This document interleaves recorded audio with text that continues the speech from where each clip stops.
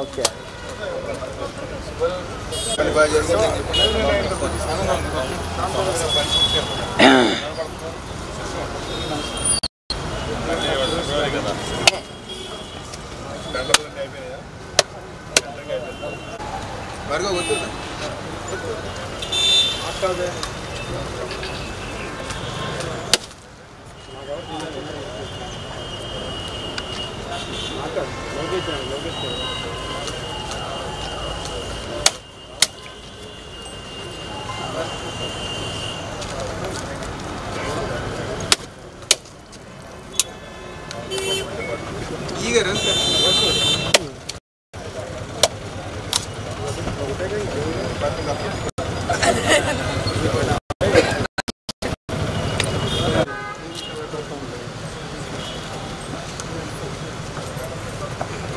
వెళ్ళి ఫోజీ పెట్టుకోపో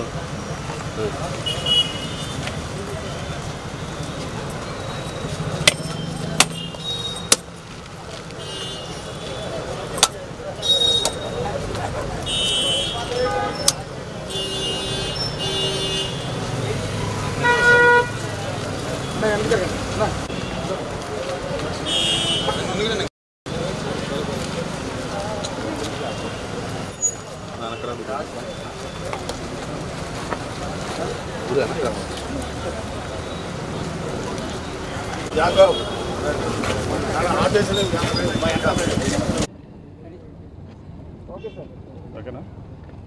విజయవాడ తూర్పు నియోజకవర్గం 3వ డివిజన్లో దేవినేని అవినాష్ గారి ఆధ్వర్యంలో ఇక్కడ 5 కోట్ల రూపాయలు రోడ్డులో పక్కన పేవ్మెంట్స్ అట్లాగే బ్యూటిఫికేషన్ నిమిత్తం ఇవాళ శంకుస్థాపన కార్యక్రమం చేసుకోవడం జరిగింది. నెక్స్ట్ 3 మంత్స్లో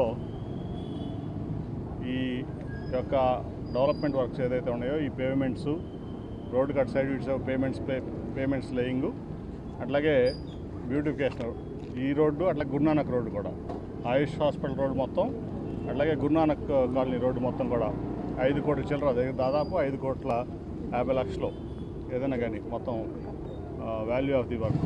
దాంతో ఈరోజు ఇప్పుడు ఇక్కడ డెవలప్మెంట్ కార్యక్రమాల్లోకి మేయర్ గారు డిప్యూటీ మేయర్ గారు అలాగే అవినాష్ గారు నేను కలిసి ఈరోజు శంకుస్థాపన కార్యక్రమం చేసుకోవడం జరిగింది.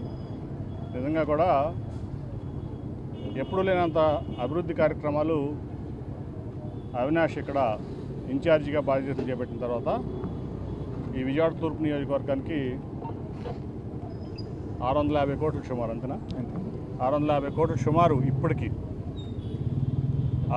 అభివృద్ధి చేసుకోవడం జరిగింది. జగన్మోహన్ రెడ్డి గారి ఆశీస్సులతో ముఖ్యమంత్రి గారి ఆశీస్సులతో ముఖ్యమంత్రి గారి యొక్క ఆలోచనల మేరకు తూర్పు నియోజకవర్గం అంటే మరి అభివృద్ధి అవినాష్ వల్లే జరుగుతుందని చెప్పి ఆయన యొక్క నమ్మకం జగన్మోహన్ రెడ్డి గారి యొక్క నమ్మకం. దాంట్లో భాగంగానే వాళ్ళ ఈ ప్రాంతంలో ఈ కాలనీలన్నీ కూడా రోడ్లన్నీ పూర్తి చేశారు, డ్రైన్లు పూర్తి చేశారు, అట్లాగే రోడ్ సైడ్ పేవ్మెంట్స్ కానీ బ్యూటిఫికేషన్ కానీ పూర్తి చేశారు. అలాగే ముఖ్యంగా విజయవాడ తూర్పు నియోజకవర్గానికి ఎప్పుడో మా చిన్నప్పటి నుంచి కూడా మేము పుట్టక ముందు నుంచి కూడా ఆ కృష్ణలంక ప్రాంతంలో వరద వచ్చినప్పుడు ఎస్పెషల్లీ కృష్ణానది వరద వచ్చినప్పుడు ఆ ప్రాంతం అంతా కూడా మునిగిపోయేది. ఎప్పటికప్పుడు వాళ్ళు మెయిన్ రోడ్డు మీదకి వచ్చి అక్కడి నుంచి ఖాళీ చేసి వరద వచ్చినప్పుడల్లా అధికారులు చాలా ఇబ్బంది పడి మన స్టేడియంలోనో పీడబ్ల్యూ గ్రౌండ్స్లోనో లేకపోతే ఇంకా హాస్టల్స్లోనో స్కూల్స్ బిల్డింగ్లోనో ఉండి ఆ ఇళ్ళన్నీ మునిగిపోయిన తర్వాత మళ్ళీ బాగు చేసుకుని లోపలికి వెళ్ళి ప్రజలు ఎప్పుడు కూడా ఇబ్బంది పడుతూ ఉండేవాళ్ళు. అటువంటి వాళ్ళ ఒక చక్కటి రీటైనింగ్ వాళ్ళు మొత్తం పూర్తి చేసి ఇవాళ ఆ ప్రాంతంలో నివసిస్తున్నటువంటి దాదాపు 8,000 కుటుంబాలకి ఒక భద్రత కల్పించినటువంటి మంచి పేరు అట్లాగే ఒక అభివృద్ధి సాధకుడు అని చెప్పి ఇవాళ నెహ్రూ గారి అబ్బాయిగా అది దేవినేని అవినాష్కే దక్కుతుంది. ఈ తూర్పు నియోజకవర్గంలో మరి 650 కోట్లతో ఇవాళ అభివృద్ధి చేశాయంటే నిజంగా కూడా చాలా గొప్ప. ముఖ్యంగా మనం యాక్చువల్గా తీసుకుంటే 3 సంవత్సరాలే గవర్నమెంట్ నడిచింది, 2 సంవత్సరాలు కరోనాతో పోయింది. లేదా ఇంకా బాగా జరిగేది. ఎప్పటి నుంచి ఒక ఎమ్మెల్యే కంటే ఎక్కువగా తను ఎమ్మెల్యే కాకపోయినా ఈ ప్రాంతానికి మరి జగన్మోహన్ రెడ్డి గారు ఎప్పుడైతే తనని ఇన్ఛార్జిగా నియమించారో వైఎస్ఆర్సీపీ పార్టీకి అట్లాగే ఈస్ట్ నియోజకవర్గానికి ఇంత డెవలప్మెంట్ తీసుకొచ్చినటువంటి చిరంజీవి అవినాష్ని అభినందిస్తూ అట్లాగే ఇక్కడ ఎమ్మెల్యే గారు ఉన్నారు గద్దె రామ్మోహన్ గారు, చాలా మంచి మనిషి పాపం. ఒకసారి గన్నవరం ఎమ్మెల్యే చేశారు, కానీ అక్కడ ఎక్కడ కూడా ఆ రోజుల్లో ఎమ్మెల్యే గారు చేసిన పని అని చెప్పి ఇవాళకి ఒకటి లేదు గన్నవరంలో. తర్వాత విజయవాడకి ఎంపీగా చేశారు, ఎక్కడ కూడా ఆయన మార్కు పడలా విజయవాడ మీద. ఆ తర్వాత 2 సార్లు ఓడిపోయారు. ఆ తర్వాత 2 సార్లు నేను ఎంపీ అభ్యర్థిగా ఉన్నప్పుడు మాత్రమే ఆయన గెలిచారు ఈస్ట్లో. కానీ ఇప్పుడు 10 సంవత్సరాలు ఆయన ఎమ్మెల్యే అయ్యి ఇంతవరకు ఒక్క చిన్న అభివృద్ధి ఈ విజయవాడ ఈస్ట్ కాన్స్టిట్యున్సీలో ఈ పని చేశానని చెప్పుకోవడానికి ఆయనకి ఒక్క పని కూడా లేదు. ఇవాళ అవినాష్ ఇన్ఛార్జ్ అయిన తర్వాత 650 కోట్లు ఇవాళ ఇక్కడ అభివృద్ధి జరిగింది. కానీ నిన్న డిప్యూటీ మేయర్ గారు దుర్గా గారు నాకు ఒక వీడియో చూపించారు. దాంట్లో చాలా కామెడీ షో లాగా నడిచింది. అది గద్దె రామ్మోహన్ గారు నేనే ఇదంతా చేశాను, విజయవాడకు రైల్వే స్టేషన్ లేకపోతే రైల్వే స్టేషన్ కట్టించాను, ఎయిర్పోర్ట్ లేకపోతే ఎయిర్పోర్ట్ కట్టించాను, రిటర్న్కి వాళ్ళు లేకపోతే రిటర్న్కి వాళ్ళు కట్టించాను అని చెప్పి నిజంగా ఇక్కడ జోక్ లాగా ఉంది. అది పాపం మంచోడే, కానీ అసమర్థుడు, ఏం చేస్తాం, ఆయన వల్ల ఏం కాదు. కాబట్టి సమర్థులైనటువంటి వ్యక్తులకి ఇవాళ ఇంత కష్టకాలంలో, కరోనా కష్టకాలంలో, ఆర్థిక ఇబ్బందులు ఉన్నప్పుడు మరి 650 కోట్లు ఈస్ట్ నియోజకవర్గాన్ని తీసుకొచ్చినటువంటి అవినాష్ని అభినందిస్తూ అందరూ కూడా గుర్తుంచుకోవాలి. ప్రజలు సమర్థతకి అసమర్థతకి మధ్యలో తేడా గుర్తుంచుకోవాలి. మంచితనం ఒకటే పనికిరాదు. మంచితనం ముసుగులో మనం ఏది చేస్తామన్నా కూడా చెల్లుతుందనేది తప్పు. ఇవాళ ఇక్కడ ప్రజలకు కావాల్సింది ఏంటంటే, ఎవరికైనా కానీ ఒక ఎమ్మెల్యేని ఎన్నుకున్నా, ఒక ఎంపీని ఎన్నుకున్నా నిరంతరం అభివృద్ధి కావాలి, సంక్షేమం కావాలి, అట్లా రక్షణ కావాలి. ఈ ప్రాంతంలో ఈ నాయకుడైతే మాకు అభివృద్ధి చేస్తాడు, ఈ ప్రాంతంలో ఈ నాయకుడైతే మాకు సంక్షేమం చేస్తాడు, అట్లాగే మాకు ఏ ప్రాబ్లం వచ్చినా ఒక రక్షణలాగా నిలుస్తాడనేది ఒక భరోసా ఉండాలి ప్రజలకి. ఆ భరోసా కల్పించడం ఓన్లీ ఈ విజయవాడ తూర్పు నియోజకవర్గం అవినాష్ ఒక్కడికే మాత్రమే అవుతుంది. అట్లాగే అభివృద్ధి కార్యక్రమాలు కూడా ఇవాళ 650 కోట్లు చేశాడంటే తను రుజువు చేస్తున్నాడు. తను ఒక లీడర్గా ఈ ప్రాంతానికి నేను ఎమ్మెల్యే కాకపోయినా ఎమ్మెల్యే కంటే గొప్పగా పనిచేస్తానని రుజువు చేస్తున్నాడు. అలా రక్షణ కూడా దాంట్లో డౌట్ లేదు. మేము ఇద్దరం ఉంటాం విజయవాడ ఈస్ట్ ప్రజలందరికీ అట్లాగే ఓటర్లందరికీ విజ్ఞప్తి చేస్తున్నాం. కేశినేని నాని, అవినాష్ మీ అందరికీ రక్షణగా నిలుస్తారు. ఖచ్చితంగా భారీ మెజార్టీతో అవినాష్ని గెలిపించాల్సిందిగా విజయవాడ ఈస్ట్ ప్రజలు కోరుకుంటున్నాను. ఎందుకంటే అభివృద్ధి చేయడం ఎట్లాగో చూపించాడు, రుజువు చేశాడు. సంక్షేమ పథకాలు జగన్మోహన్ రెడ్డి గారు ఈ ప్రపంచంలో లేనటువంటి విధంగా సంక్షేమం చేశాడు ఈ రాష్ట్రానికి. 2 సంవత్సరాలు లేకపోయినా, ఆర్థికంగా ఇబ్బంది పడినా. అట్లాగే రక్షణ పరంగా వస్తే ఎవరికైనా కానీ తెలుసు, నెహ్రూ గారు అబ్బాయి, ఎవరికైనా దండగా నిలబడి ఏ వ్యవహారాన్నైనా కూడా చక్కబెట్టేటువంటి సమర్థత మరి అవినాష్కి ఉంది. అవినాష్ కానగా నేను కూడా ఉన్నాను. కాబట్టి ఇవన్నీ గుర్తుంచుకోవాలని చెప్పి విజయవాడ ఈస్ట్ ప్రజలందరికీ కూడా నేను విజ్ఞప్తి చేస్తాను, మనవి చేస్తాను. Thank you. సార్, ఎంపీ గారు జగన్ విద్వేష పాలన బీసీలని అణగదొక్కే విధంగా కూడా చేస్తున్నారు. వాళ్ళందరూ రబ్బర్ స్టాంపు మంత్రులుగానే ఉన్నారని టీడీపీ. ఈవిడెవరు చెప్పేది నువ్వు అడుగు. నువ్వు ఓటర్వే కదా, నువ్వు మీడియానే కాదు, నీకు గురుతరమైన బాధ్యత ఉంది మీ మీద. మీడియాకి ఒక గురుతరమైన బాధ్యత ఉంది. 4th ఎస్టేట్ మీరంతా కూడా ఒక పక్క పాలసీ మేకర్స్ అని, ఒక జ్యుడిషియరీ అని, మీరు అని, అంతా కూడా ఎగ్జిక్యూషన్ అని మీకు బాధ్యత ఉంది. ఇప్పుడు మీ దగ్గర మైక్లో ఉన్నాయని చెప్పి ఏ గొట్టం గడి దగ్గర మీ గొట్టం పెడితే అదేదో వాగిని తీసుకొచ్చి మళ్ళీ మా దగ్గర పెడితే ఉపయోగం ఏంటి? ఈవిడెవరు? బీసీ కదా. ఇది ఏ సీటు? మేయరు. ఓసీ మేయర్ని ఎవరు పెట్టారు? ఎవరు చేశారు అది? ఇవాళ నువ్వు ఊరిని ఆడేదో మాట చెప్పే కదా, మీ దగ్గర గొట్టాలు ఉన్నాయని. ఎవడో గొట్టం గడి దగ్గర పెడతారు, ఆ గొట్టం తీసుకొచ్చి పెడతారు. అది కాదు, మీరు కూడా విశ్లేషణ చేసుకోండి. యాజ్ ఏ మీడియా మీ మీద ఒక చాలా పెద్ద బాధ్యత ఉంది.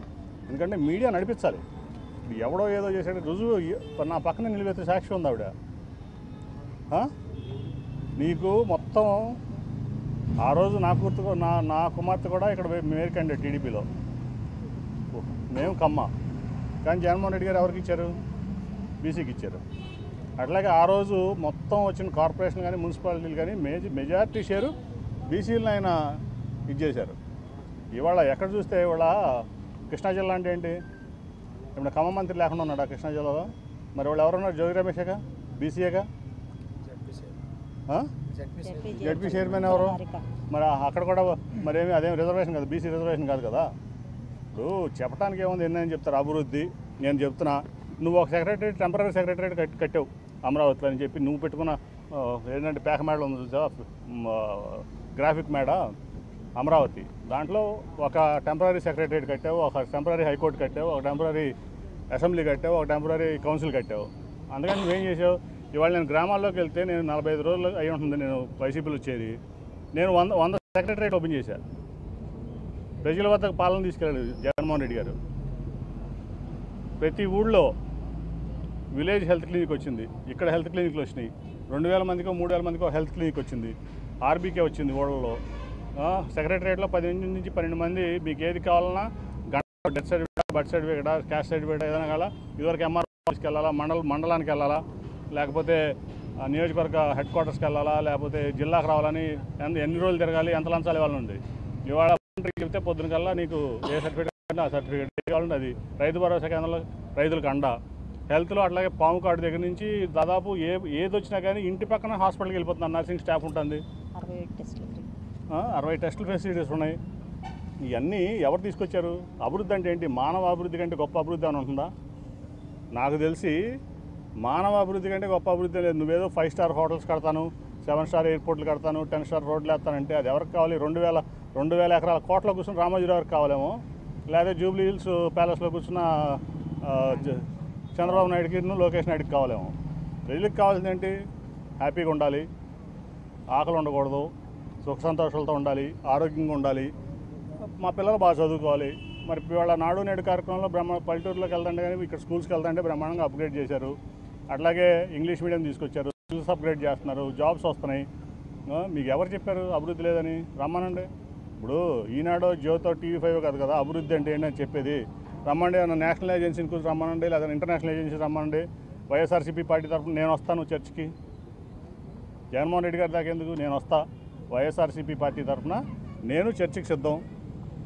కాకపోతే ఈనాడో జియోతో TV5 లేకపోతే ఒక పొల్యూటెడ్ పోలరైజ్డ్ మీడియా కాదు కదా చర్చికి ఏది డెవలప్మెంట్ కాదు చెప్పి రమ్మనండి. ఒక నేషనల్ ఏజెన్సీని రమ్మనండి, లేదా ఇంటర్నేషనల్ ఏజెన్సీ రమ్మనండి, లేదా UN1 తీసుకొని నేను చర్చకు వస్తాను మా పార్టీ తరఫు నుంచి.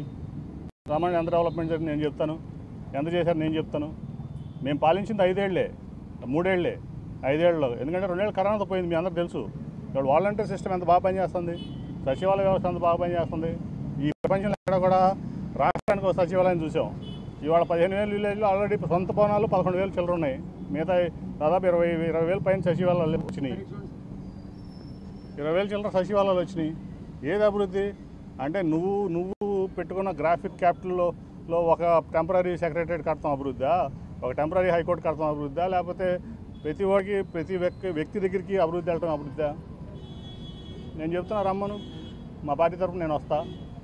రాబో ఏ నేషనల్ ఏజెన్సీని పెడతావా, ఇంటర్నేషనల్ ఏజెన్సీని పెడతావా? నీ TV5 నీ ఈనాడో నీ ఆంధ్రజ్యోతి కాదు కదా డిసైడ్ చేసేది ఏది అభివృద్ధి కాదు.